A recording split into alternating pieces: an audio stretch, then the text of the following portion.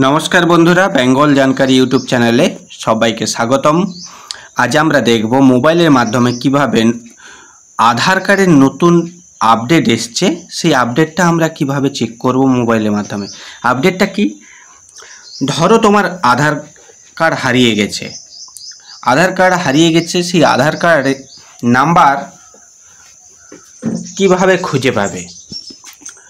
খুব সহজে 1 মিনিটের মধ্যেই আধার কার্ডের নাম্বার খুঁজে পাওয়ার জন্য যে পদ্ধতি আমরা দেখব আজকে, তো চলো আমরা দেখে নিই।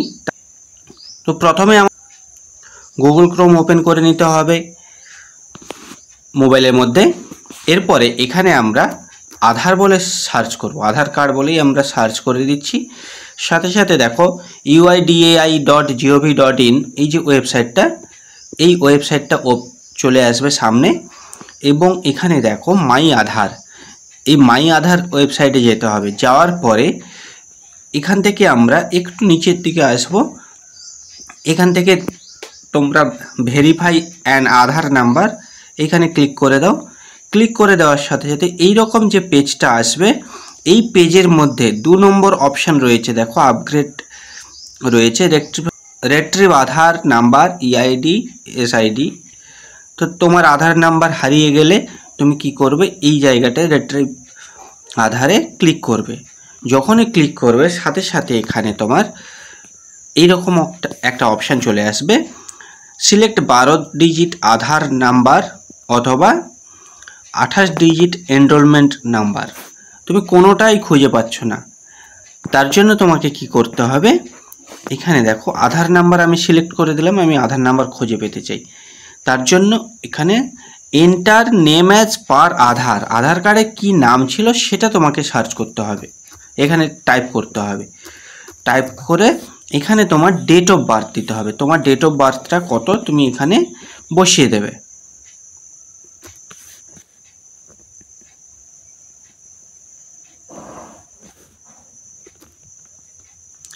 দিয়ে তোমার আধার কার্ডের যে মোবাইল নাম্বারটা রেজিস্টার রয়েছে সেই মোবাইল নাম্বারটা তুমি এখানে দিয়ে দেবে, অথবা ইমেল আইডি, এখানে ইমেল আইডি রয়েছে, ওই ইমেল আইডিটা তোমরা দিয়ে দিতে পারো। তারপরে দেখো নিচে রয়েছে একটা ক্যাপচা, ওই ক্যাপচাটা দেখে দেখে টাইপ করে দাও। টাইপ করে দেওয়ার পরে সেন্ড ওটিপি, সেন্ড ওটিপিতে ক্লিক করার সাথে তোমার আধারের সাথে যুক্ত থাকা মোবাইল, ওখানে একটা ওটিপি চলে আসবে, ওই ওটিপিটা এখানে দেখে দেখে বসিয়ে দিতে হবে। দিয়ে সাবমিট, যখনই সাবমিটে ক্লিক করবে সাথে সাথে তোমার ফোনে 1 থেকে 2 মিনিটের মধ্যে তোমার ফোনে আধার নাম্বার চলে আসবে। দেখো আধার নাম্বার আমার ফোনে SMS-এ আধার নাম্বার চলে এসছে। তাহলে এইভাবে মোটামুটি আমি আমার আধার নাম্বারটা যে হারিয়ে গেছিলো সেই আধার নাম্বারটাকে খুঁজে পেতে পারি। তার জন্য কোথাও ফোন করার কিচ্ছু দরকার নেই, বা আমাদের অনেক ক্ষেত্রে কি হয়, আধার কার্ড হারিয়ে গেলে আমরা সেটা থানায় গিয়ে কেস করি, অনেক বিষয় থাকে, তো সেগুলো আমাদের এখানে কিছু করতে হবে না।